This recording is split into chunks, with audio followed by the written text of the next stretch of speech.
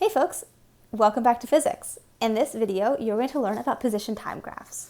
By the end of this video, you'll be able to construct position versus time graphs.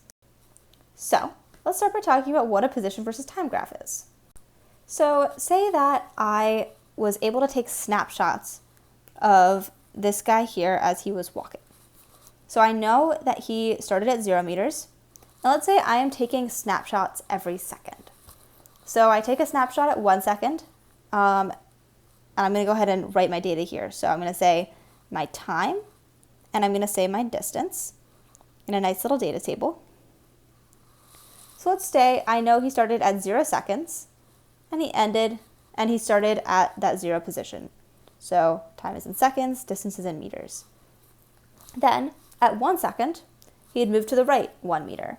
So at 1 second, he was at 1 meter. Then I took it another second, and he was over at 4. So at our second, he was at 4 meters. Then, the third second I saw him, he was all the way back at -2. So I take my snapshot, and he's at -2 meters.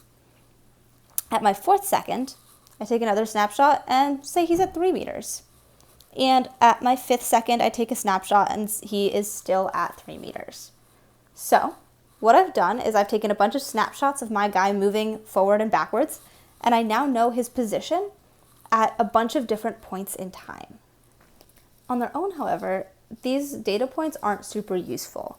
So one way that I can depict my change in position over time is through a position time graph. So I'm going to show you how to do that on the next slide. So I've put all of my data into this table on the left. My time stamps and my positions. And what I'm going to do is I am going to turn them into a graph. So let's go ahead and do that. So I'm going to draw my y-axis of my graph. And I'm going to go ahead and I'm going to also draw the x-axis of my graph. And you'll notice my x-axis is only going to have the positive coordinates, while my y-axis is going to be both positive and negative. And that is because time, which is a scalar and really can only be positive, is going to be on my x-axis, since it is my independent variable, my IV, and position, my dependent variable, the thing I was measuring, is going to be on my y-axis, so my position, which I am of course going to measure in meters. And you'll notice I have two different ways of showing my units on both parts of my graph. Either is fine. Again, you can do time over seconds, or you can show it using your parentheses, whichever you are more comfortable with. I'm also going to go ahead and put a title on my graph. And what I'm going to say is my graph is showing me position, which is my dependent variable, versus time. And this is going to be the structure of the title that you're going to want to give to any graph you draw. So the next thing I'm going to do is I'm going to go ahead and just draw out my seconds. So let me go ahead and do that on my x-axis. So I've got 1 second, 2 seconds, 3, 4, and 5. And I could add in 6 and 7, but of course I don't have data there, so I don't really care about those positions. I'm going to do the same on my y-axis.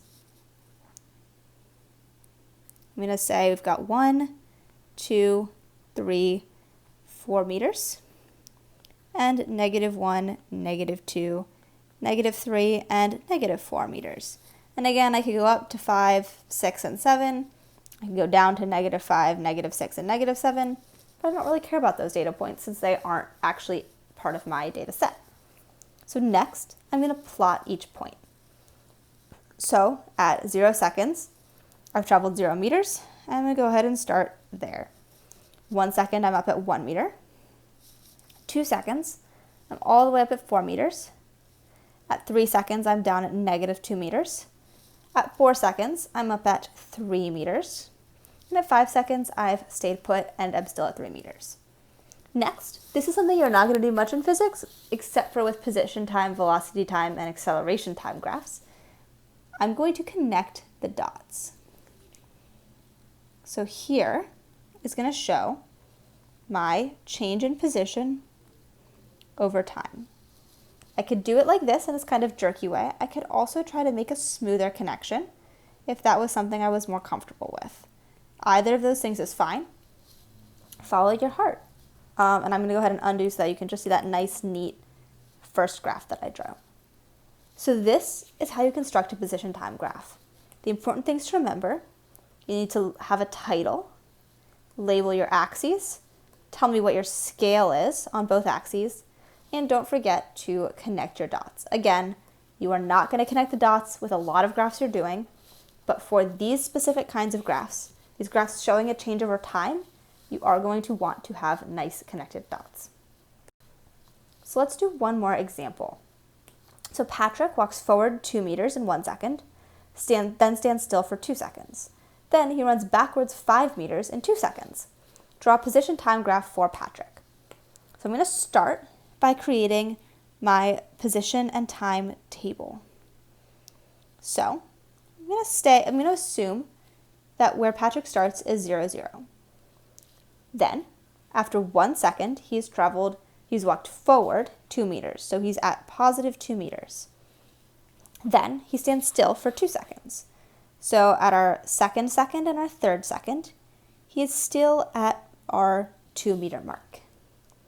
Then he will run backwards 5 meters in 2 seconds. So we know we have our 4 second mark and our 5 second mark to worry about. And at our 5 second mark, we know that he has moved backwards 5 meters from where he started. So he's going to be at -3, right? So we're going to say 2 minus 5 is -3 meters.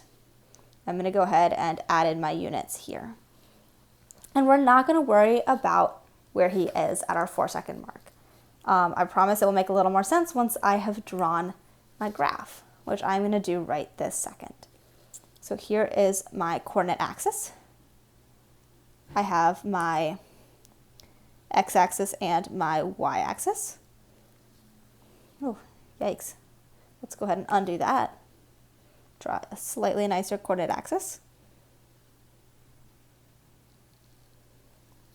And what I'm going to do is I'm going to go ahead and label my 2 axes. So I've got my time in seconds, I've got my position in meters, and I'm going to go ahead and put in my title, position versus time.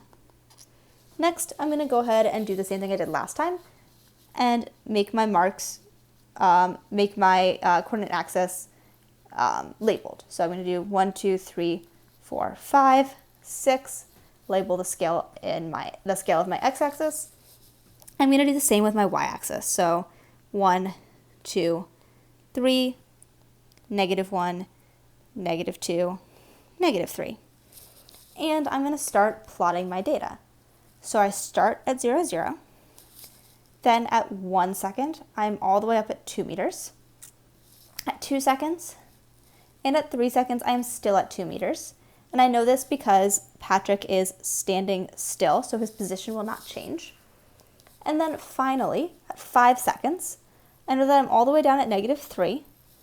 And I don't know where I'm at 4 seconds, but I'll be able to just draw that line connecting 3 and 5, and I can kind of guess from that where I was at position 4. So let's go ahead and connect our dots. So we've got 1 second, 2 seconds, and 3 seconds, and then all the way down to 5 seconds.